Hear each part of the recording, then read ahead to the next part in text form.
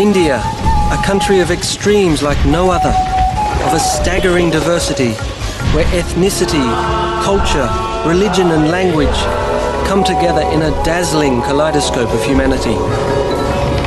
In its 7,000-year-old history, India has provided the world with its riches. However, India's invaluable contributions to science and technology have all too often been overlooked. They've become so much a part of our daily life that we've taken them for granted. India's ancient knowledge remains an untold story.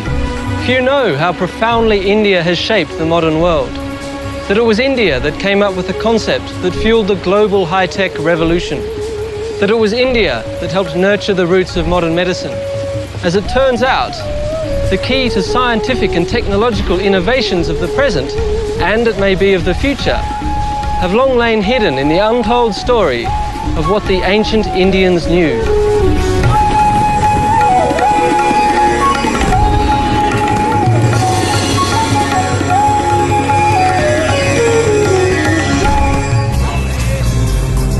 The colourful impressions in the ancient city of Delhi are almost overwhelming for someone coming from the West. Exotic and totally foreign, they reflect a culture that has one foot in the past and the other solidly planted in the future. With poverty on one side, India has one of the fastest growing economies on the other. India is poised to lead the world into the future. Just why is an important part of the untold story of India's scientific and technological contributions. Contributions that have been decisive in shaping the present.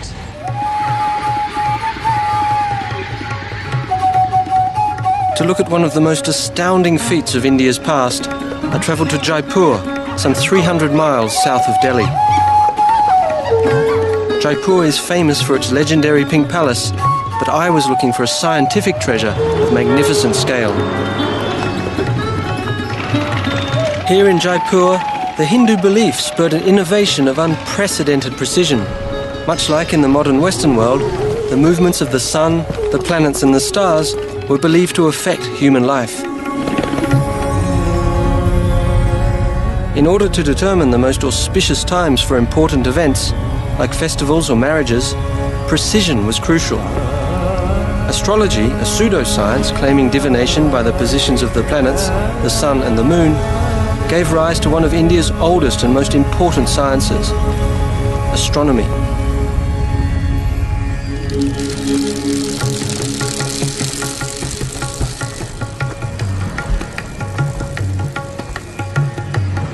I'd heard and read about the Jantar Mantar, but nothing quite prepared me for this unique sight. The Jantar Mantar is one of 5 observatories built by Maharaja Jai Singh more than 300 years ago.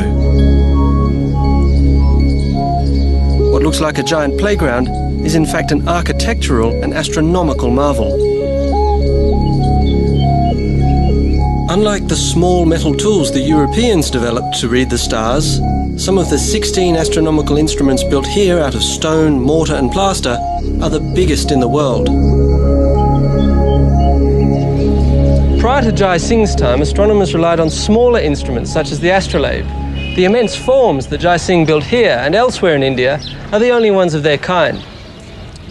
Why is it that an instrument like this is so big? Resident astronomer Dr. S. Bhattacharya explained the importance of scale. Circumference and the large number of markings you can have on the circumference and really small angles you can measure through. And is that true of all of the instruments? They're all so big because that makes them all more accurate? Yes, exactly. Measurements can be really accurate. So the bigger it is, the greater the precision? Yes, exactly. The larger there is the circumference, then the smaller angular measures you can mark on these dials. At Jantar Mantar, the ancients could track the movement and position of the celestial bodies with a higher level of accuracy than anyone before them. Believe it or not, the object behind me is a sundial. It's not one of those cute little circular ones you see. It is in fact the largest sundial in the world. This equinoctial sundial is called Samrat Yantra, which translates to supreme instrument. It is just under 75 feet high and Jai Singh's most important creation. And these steps run 164 feet along the gnomon, the structure that creates the angle of the sundial. Jai Singh oriented the structure to the north. On an east-west line, he positioned the axis of a hemisphere to create two quadrants. Using geometry, he calculated the angle of the ramp at 27 degrees, equivalent to the latitude of Jaipur. So the ramp points exactly to the celestial North Pole. The shadow from the ramp falls onto the quadrant showing the local time, accurate to within seconds. So can you tell me how accurate is this sundial? Well, that's it. Dr. S. Bhattacharya, the assistant director of the nearby Birla Planetarium, explained Samrat Yantra's accuracy. Well, it measures, smallest measure of time is 2 seconds. Each of these is 2 seconds? Smallest ones are 2 seconds. But there are problems, of course, because sun is not a pinpoint source. The difference between the shadow and the light is not obvious. Okay. Your error can be more than 2 seconds. But still, that's pretty accurate. Pretty accurate. Every hour. This ancient Indian innovation was used around the world for hundreds of years. Jai Singh's Samrat Yantra was astonishing in that equinoxes and solstices could be determined down to the second. Both of these celestial events are rather important to astronomical or astrological systems around the world.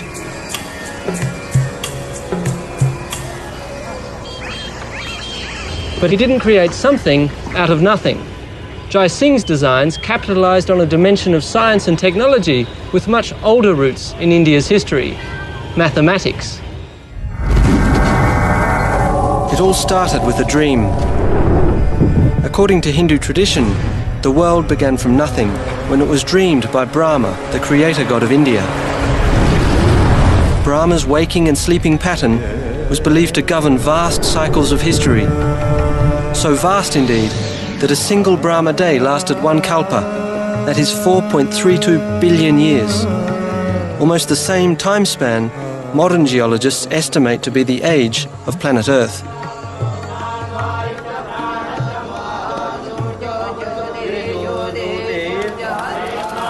Ancient Hindu chants and writings contain calculations of these Brahma cycles, outlining Indian mathematical works back to the 4th century BC. Interestingly, the ancients used words to express numbers. The word arms was used as the number 2, since humans have 2 arms. But words didn't lend themselves for calculations, so around 10 BC, they were replaced by symbols. Prior to the Indians, the Babylonians had 2 symbols. This symbol signified 1, 60, and 3,600, and this symbol signified 10. Obviously, with only 2 symbols, the applications were limited. To write 6, it took 6 symbols. Even in the Roman system, it took 2 symbols. In the Indian system, however, it took only 1 symbol. For more convenience and accuracy, the ancient Hindu language, Sanskrit, replaced word numbers with 9 single digits. It is the Indian system of 9 digits that we use today.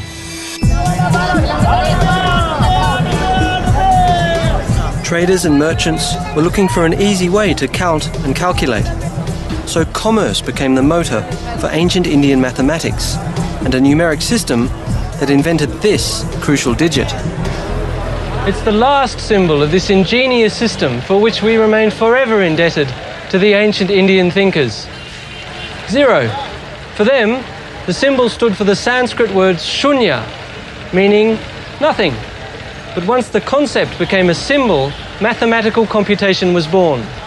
Just like Brahma's dream, from nothing came everything. The impact of India's long history with the 0 can be felt across our high-tech world. No 0, no binary system, no computers. Without the concept of 0, modern mathematicians and physicists would all be out of a job.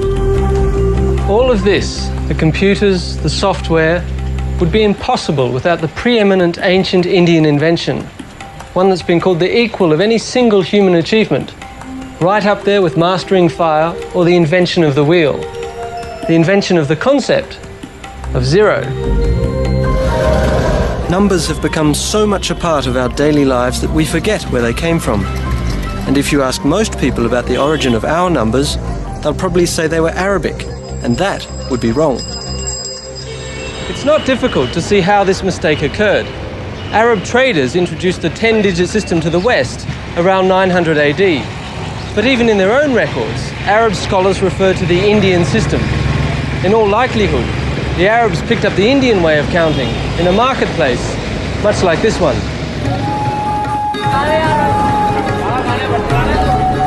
It was a time when knowledge was bartered and traded like a commodity, when merchants from China or Arabia travelled to India for treasures found nowhere else, like spices, gems, and a special metal with far-reaching impact.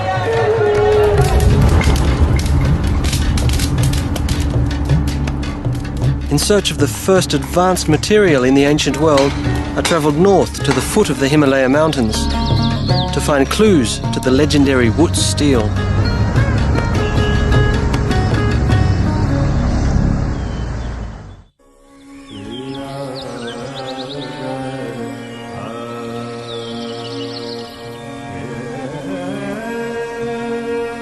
From the dawn of their civilization, the Indians wisely utilized what the land provided, devising methods to shape nature to meet their needs.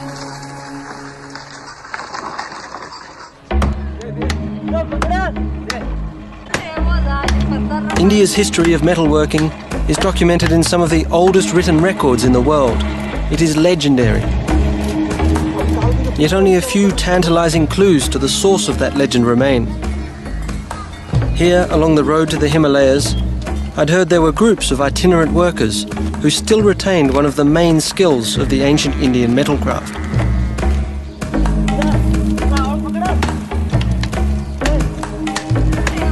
The Gadulia Lohars are blacksmiths whose smelting traditions reach back more than 3,000 years.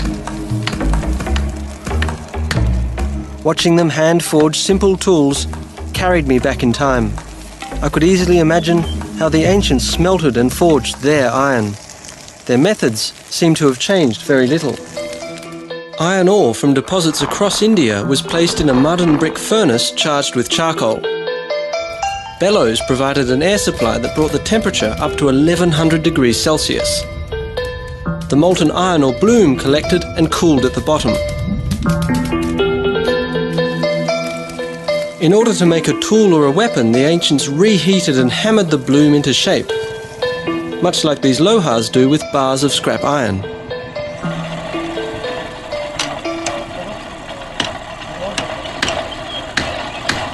After a few whacks with the hammer, I came to appreciate the blacksmith's skills.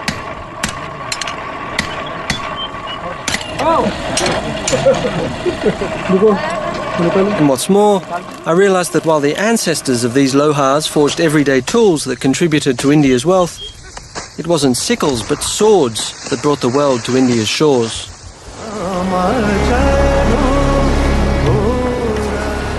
When in the 11th century AD, European crusaders felt the effect of Islamic swords in battle, their war stories launched the legend of the Damascus blade. One blow from the sword, they said, could cleave a European helmet without turning its edge, or slice just as easily through a floating silk scarf. Though the swords were forged in Damascus, the capital of modern Syria, the steel and the technology came from India.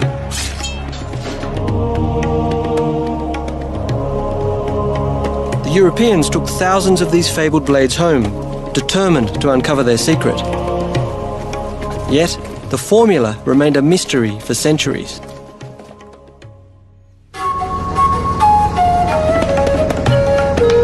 Besides smelting, I looked for another clue in my search for the fabled Wootz steel.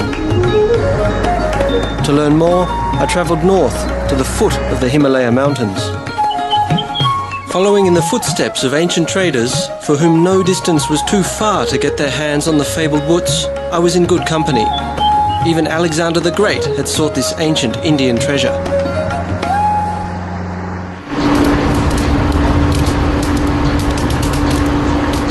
Today at Windlass Steel Company in the town of Dehradun, they're making replicas of the Damascus blade.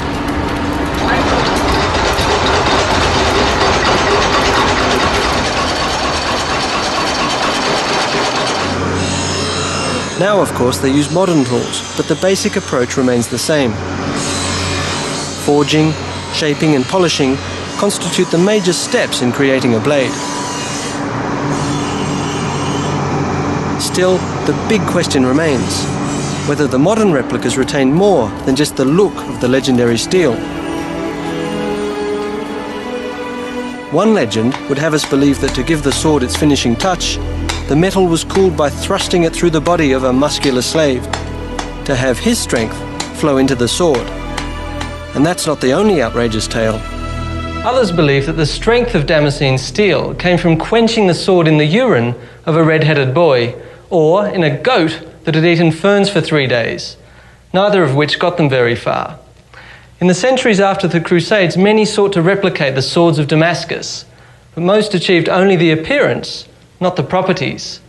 In fact, it took nearly till 1975 to unlock the secret of the Syrian sword, of Indian Wootz steel. The irony is, the most important legacy of the ancient Indian metalworkers was not the recipe of the steel, but a byproduct of the search for it. Over the centuries, many metallurgists came to believe the blade's secret lay in its unique surface pattern called water structure. The pattern, some suggested, indicated that carbon content was the key. And while that was true, all attempts to reproduce Wootz steel failed. And we have some latest equipments also. In a modern lab where they develop new steel products, I met Mr. S.K. Mahajan, a sheet metal expert. Okay, what changes with steel? He's benefiting from the search for the secret to Wootz steel. There are a lot of developments in the automobile sector, white goods sector. Across Europe, and others researchers compared different metals under a microscope. They never found the secret to the magnificent metal, but what they did find was a lot of very useful information. So one byproduct of the search for Wootz steel was metallurgical microscopy. Discovered in 1822, it is still used today to evaluate the strength and purity of metals. So this is what happens inside? This side, I'll show you the rolling mill. To see another byproduct of the search for Wootz steel, I took Mr. Mahajan up on an offer to inspect a rolling mill. This is one of the largest sheet metal producers in India. For centuries, metallurgists and blacksmiths tried mixing iron with everything from zinc to lead in an effort to replicate Wootz steel. Along the way, they took note of various new combinations and the interesting properties they had. In 1822, an English researcher by the name of Michael Faraday added chromium. He didn't get Wootz, but he did get a steel alloy which we could hardly live without. Stainless steel evolved from Faraday's inspired research. What would we do without it? Using heat and pressure, the alloy steel sheets are processed to become appliances, automobiles, and other everyday tools and utensils. What makes stainless steel so desirable is that it doesn't rust, a property we easily take for granted. Today, steel alloys are the backbone of modern life, everywhere in the world. Owing a profound debt to the ancient Indians, we use them anywhere from airplanes to operating rooms. But besides Wootz steel, the ancient Indian metalworkers had more tricks up their sleeves. And to see some of their most monumental achievements, I travelled to the East Indian state of Orissa. Because it was here where in the 13th century AD, King Narasimhadeva commissioned a magnificent temple dedicated to the Hindu sun god Surya. Sun worship is one of the oldest forms of religion, not only in India.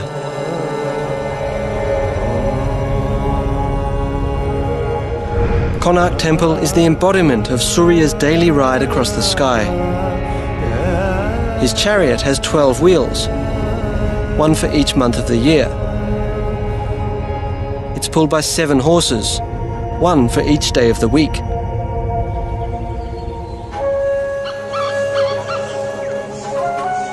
Konark Temple is one of India's most astounding sights.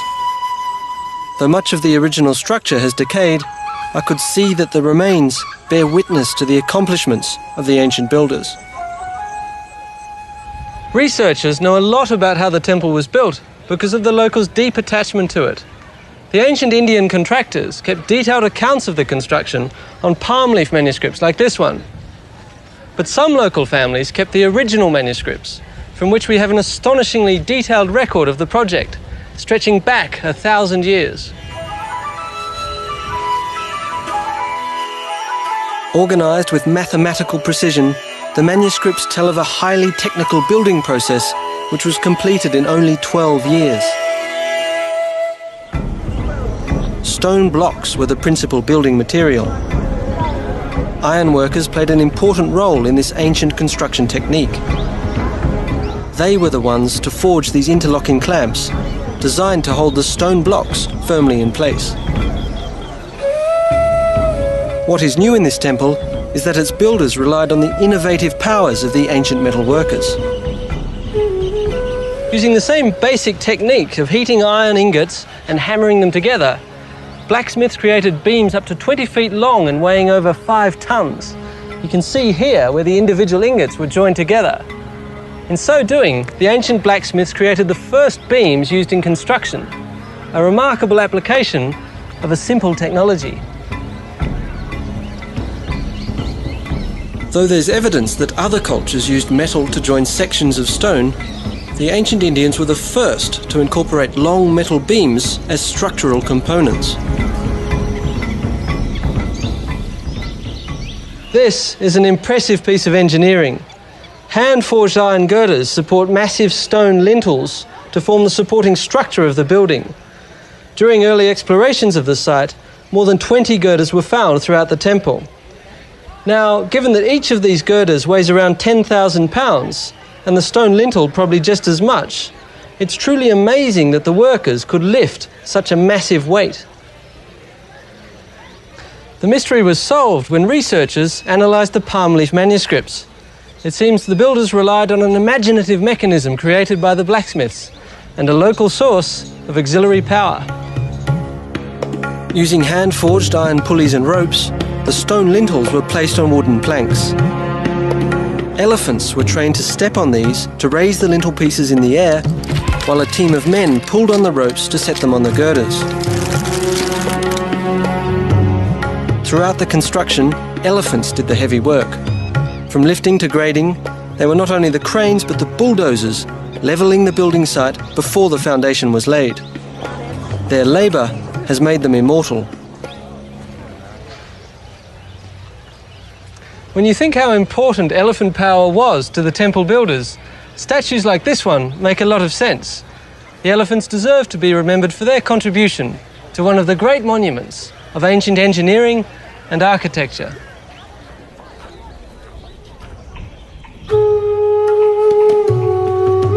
While temples like Konark rise to the skies as monuments to the innovative power and riches of ancient India, other extraordinary structures were built in the opposite direction. Underground water buildings like this one became the legacy of the ancient Indian craftsmen. They were the lifesavers in the ancients' never-ending struggle against flood and drought.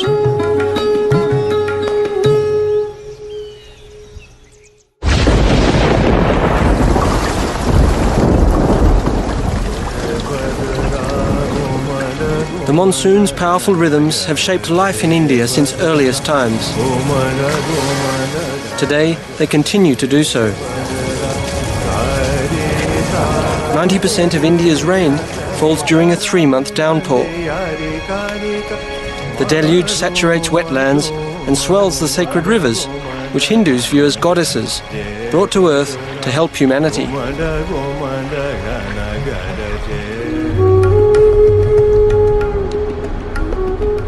For those living in arid regions, the monsoon brings life. The need for water during the 9 dry months inspired the ancient Indians to develop a unique architecture. This is one of the most spectacular examples of ancient water harvesting structures. This step pond in northern India taps into a deep reservoir where it is believed sacred rivers mix. This stunning structure allows access to groundwater year-round. Its step architecture is one of India's most ingenious inventions, showcasing the expert skills of the ancient Indian stoneworkers. This style of architecture, which is unique to India, is called a water building. This particular one, the Chandbauli Step Pond, is the largest of its kind.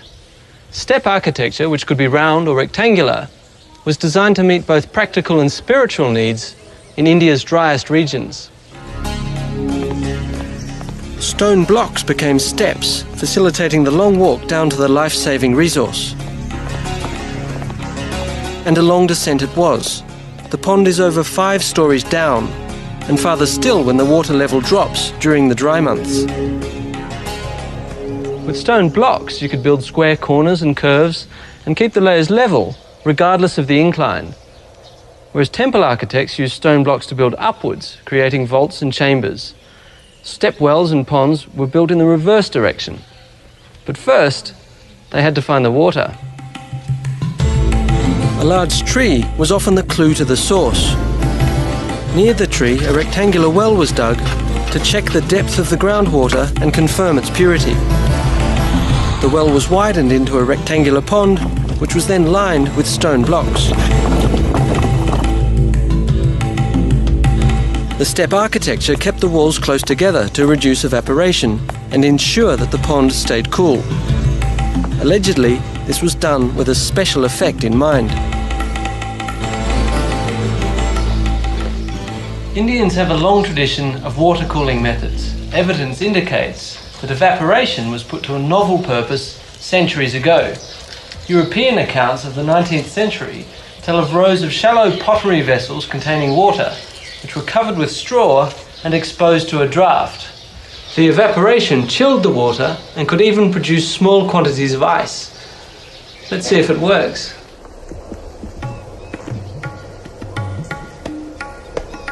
I waited only a few minutes, and while I didn't expect to see any ice, the thermometer told me it really works.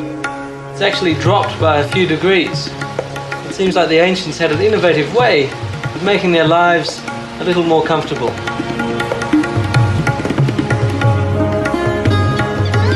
Dating back 1,000 years, water buildings like these show the advancement of ancient Indian science and technology. And what's more, the water harvesting techniques that sustained them for centuries are now inspiring modern applications.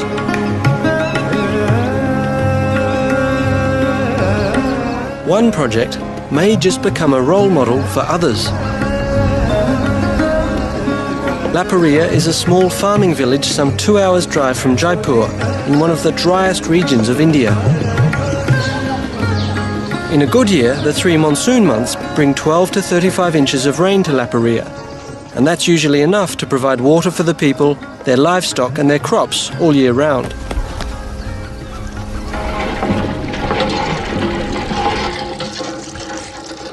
However, the monsoon is, well, the monsoon. In some years it brings 35 inches of rain, in other years only 5. With the population of the area increasing, water shortages become a serious problem. In 1982, a water management crisis inspired a local visionary. He tackled the problem using an ancient yet innovative approach.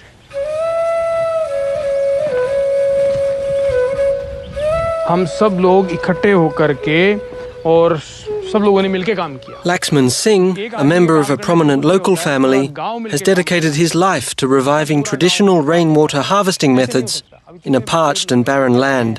तालाब बने हैं, सारे लोग निठल्ले ना बने, कम से कम. Mr. Singh explained that before he took up this cause, most modern approaches had failed because they were foreign to the villagers.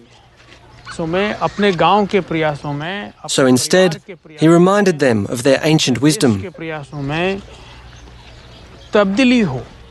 The water methods used in the construction of step ponds and step wells inspired the Laparia squares. मेहनत करें चाहे नहीं करें, लेकिन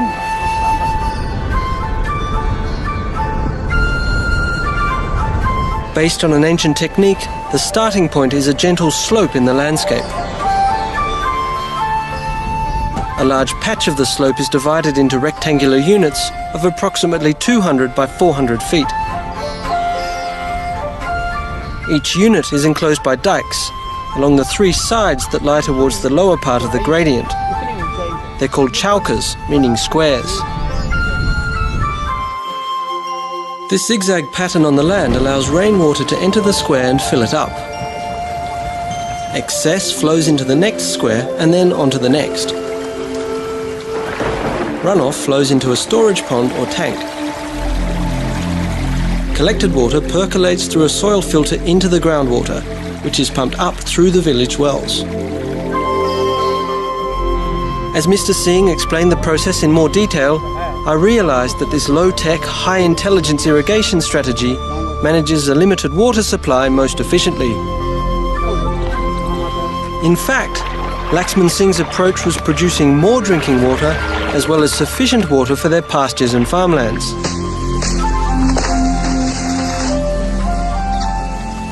As it turned out, the ancient technology was very successful. Two figures indicate the success here. In 1982, the village's largest pond, in local parlance the flower tank, irrigated 50 acres. Now it irrigates 700. That's a 14-fold increase based on what the ancients knew. And what's more, the example set by La Paria can serve not only as a role model for India, but for other arid regions across the planet. Looking back in time, India's 5,000-year-old tradition with cotton has the subcontinent blooming and booming again. Nearly 200 years ago, it helped spark the Industrial Revolution. And today, this unrecognised contribution has India poised to regain its first place in the global textile market, providing the world with the fabric of our modern lifestyle.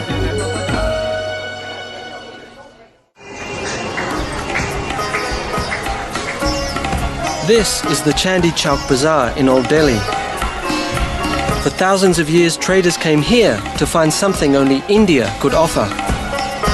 A fabric so versatile that when its virtues, soft, fine and airy, were revealed, the demand fueled an economic surge that changed the world.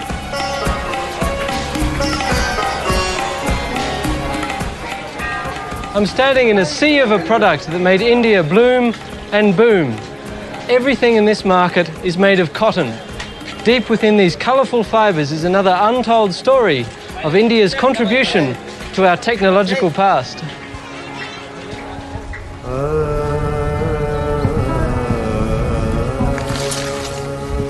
Cotton was first domesticated 5,000 years ago in the Indus Valley, a part of ancient India that is today located in western Pakistan.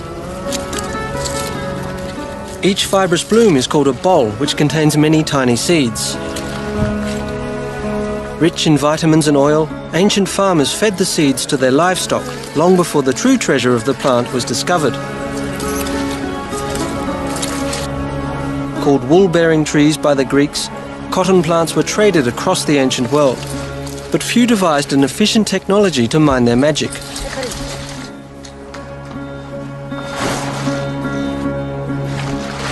Cotton seeds are extremely difficult to extract, especially when ginned by hand. But the ancient Indians had already invented a more efficient mechanical device millennia ago.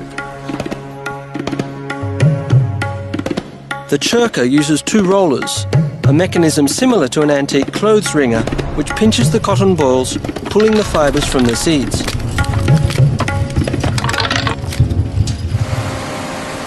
Modern ginning machines borrow the principle from the ancient churka, which was the standard ginning tool for nearly 4,000 years. When in the 18th century the Europeans tried to mass-produce Indian-quality cotton cheaply, something unforeseen happened. European inventors stimulated the Industrial Revolution, launching the age of machines. And although machines were able to replicate most of the legendary Indian process, one crucial manual step was never duplicated by a machine.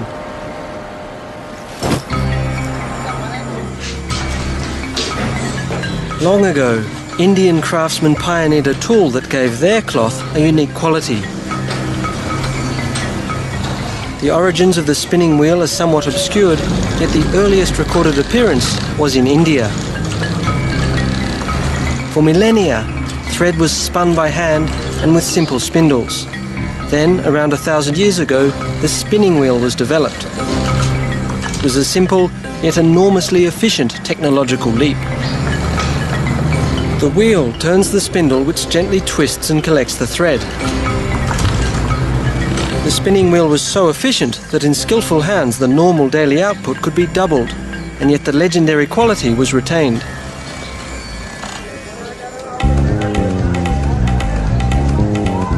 Heavy industry may never be able to replicate the softness and quality of thread the spinning wheel produces. Indian fabric made in the traditional way is treasured today in much the same way it was revered by the ancient traders. Yet when spinning was industrialized, it changed the way we live. This mass-produced, easy-to-care-for material, which though not as soft as hand-spun fabric, could now be shared around the world. Today, cotton is the pivot point of a modern lifestyle. Without cotton, none of us would have t-shirts or wear our favourite pants. Blue jeans! You wouldn't think it, but 40% of our clothing contains cotton. With centuries of deeply rooted experience, India is once again poised to become the world's leading supplier of this ancient material. Into the production area. Thank Please. you. Thank you. In this vast modern processing plant in Alwar, 2 hours drive southwest of Delhi, Prerna Syntex processes 800 tonnes of cotton per day. A far cry from what a farmer could produce with a churka. Here they spin some 10 million yards of thread a day, more than all the spinning wheels in India could have produced in a year. The technology that is likely to have originated in India hundreds of years ago is now re-imported from Germany, Japan and Switzerland by way of these modern machines, with the processes becoming ever more efficient. We have made the cotton ready. I came to realize how much ancient knowledge contributed to the importance of the marketplace, where not only goods but ideas have been bartered, exchanged and spread around the world.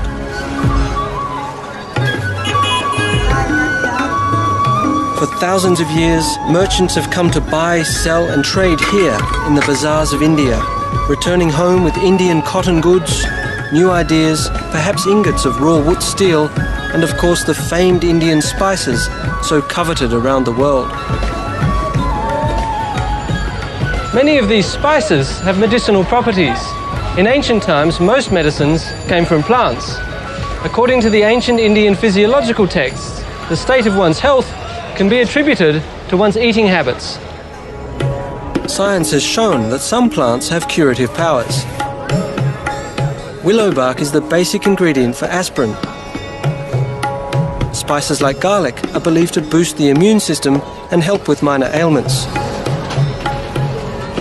Drawing from these ancient prescriptions, herbal medicine has become big business not only in India, but worldwide.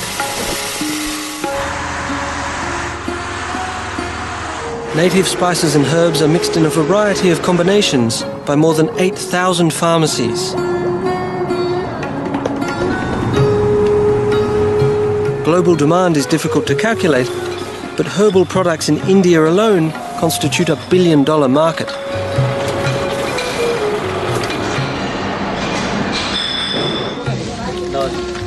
Herbal medicines are distributed in more than 20,000 dispensaries nationwide. But the use of herbs and spices is only one step towards health in India's comprehensive medical philosophy.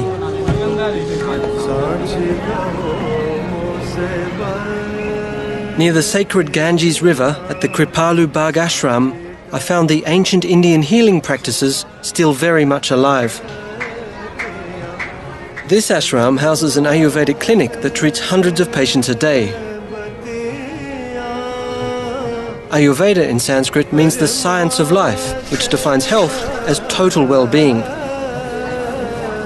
A medical diagnosis therefore does not only focus on the immediate symptom, but on the patient's relationship with food and herbs, the weather and the seasons, and even his or her personal relationships. Ayurveda was the first system of medicine to appear in the world. And finally, after 5,000 years, this holistic approach is now embraced in the West. ये है आपकी हृदय मुद्रा. Yoga, which is one of the most important aspects of Ayurveda, has become very popular.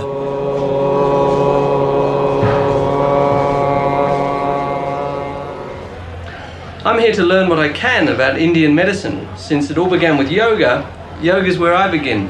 Let's see what they can teach me. I joined the class at a crucial point. They were just getting ready for a breathing lesson. और रोग प्रतिरोधक क्षमता को बढ़ाता. Ancient yoga principles emphasize the importance of deep breathing and muscle control. Recent findings indicate that yoga boosts the cardiovascular system and relieves anxiety.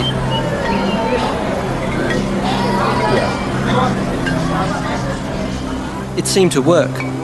The yogic breathing exercise, though a bit unusual, invigorated me immediately.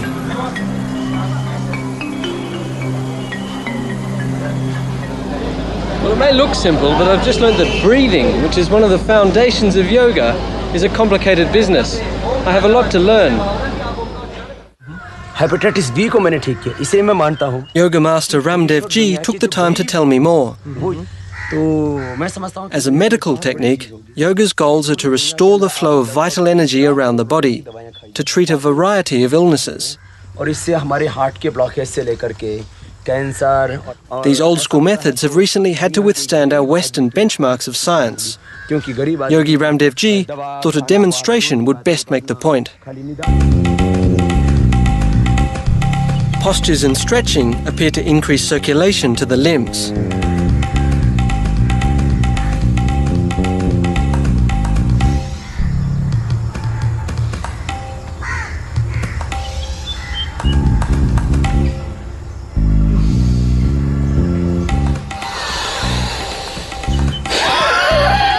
Deep breathing induces relaxation, and with practice, you can gain control of muscles you never knew you had.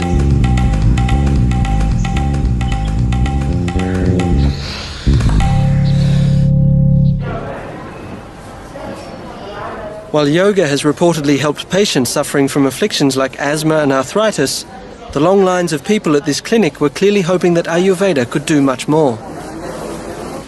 I couldn't think of a better way to learn about Ayurveda than to become a patient of an Ayurvedic doctor.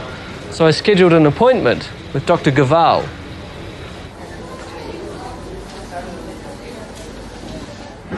Hello, can I come in? Please. I have a prescription letter. Yes, please sit down. Thank you. I would like a checkup. I'd like a please. general From Ayurvedic where? checkup, please.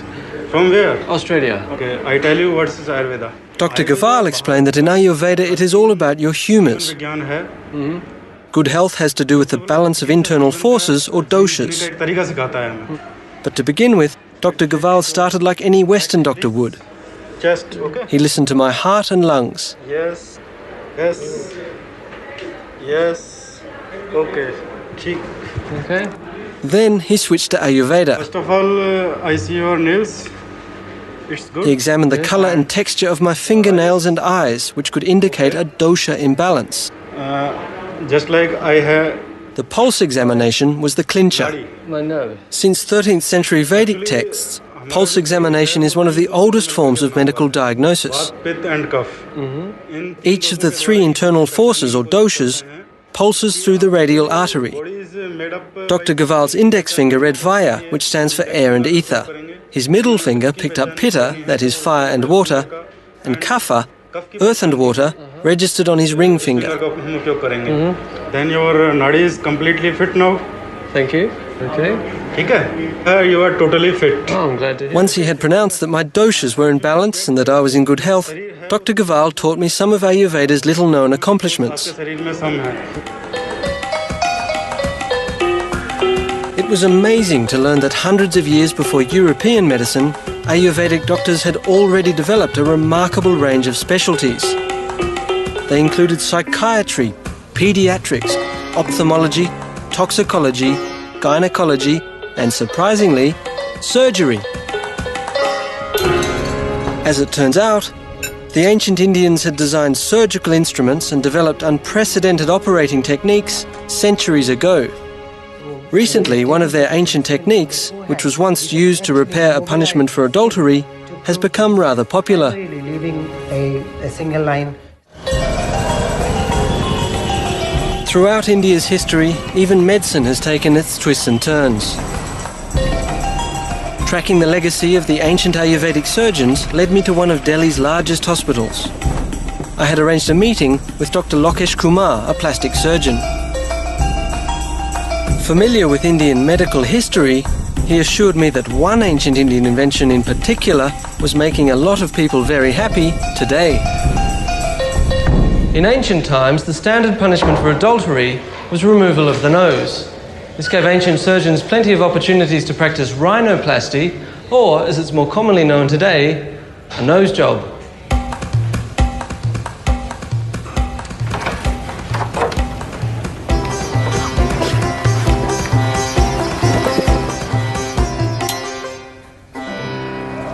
And Dr. Kumar, it's fair to say that Indian doctors have been doing what you do for a very long time. Well, this operation of rhinoplasty, it evolved in India. The earliest description, that is 600 BC, was the tissue taken from the cheek. Right. But the basic principle remains same. So what you're saying is that the practice you do today is exactly the same as the ancient practice? That's right, because the reconstructive rhinoplasty has been practiced for ages. We mark it. Except for a slightly different measuring technique, little has changed in the procedure invented by the ancient Indian surgeons. For making the nose. A leaf was used to measure the area to be covered. A flap of skin was dissected from the cheek or the forehead and flipped over. One side remained attached to provide the blood supply. The flap was then sutured to scarified areas on the cheek. Wooden tubes were inserted to form the nostril. The essential technique of moving skin from one place to another is exactly the same as the ancient technique. Well, that's right. Why we take the tissue from the forehead is because the skin here is quite elastic. And when we have taken sufficient skin from the forehead, we can actually mobilize the skin to close the defect. So you can get a new nose and clean up the wrinkles on your forehead all at the same time. Well, that's right.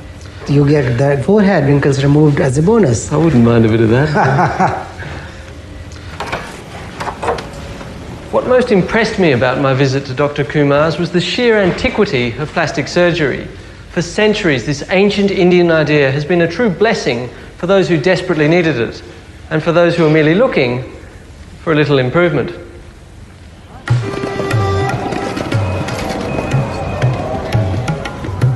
As I left the clinic and looked into the faces of modern India, I could not help but think what a debt we owe to this ancient culture.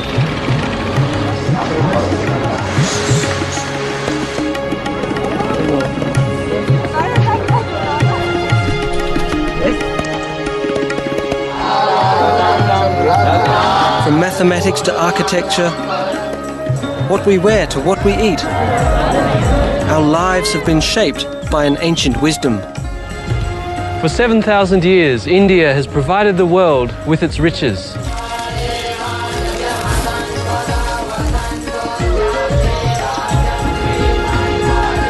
India's contributions to science and technology may be obscured by time, but there is little doubt they provided the springboard for advances which shaped our world. Given India's track record, one thing seems certain: what the ancient Indians knew is worth rediscovering.